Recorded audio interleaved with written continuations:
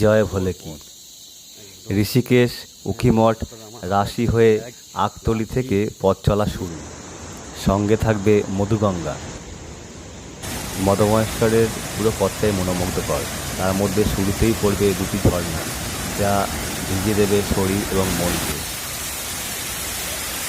এবং বাড়িয়ে দেবে চলার উদ্যম।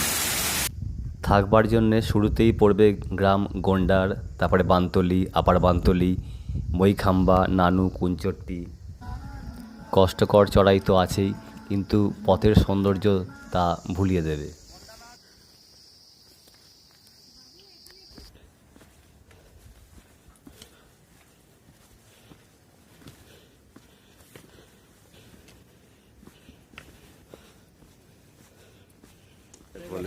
পাহাড়ে ঘেরা মদমহেশ্বর মন্দির, সন্ধ্যা আরতি একদম মিস করবেন না। ভোর 4টেতে 1.5 কিলোমিটার হেঁটে উঠুন বুড়া মদমহেশ্বর। স্বর্গ এটাই। ছোট্ট জলাশয়ে দেখুন চৌখাম্বা ও মান্দানি টয়েন্সের প্রতিবিম্ব। জয় ভোলে কি।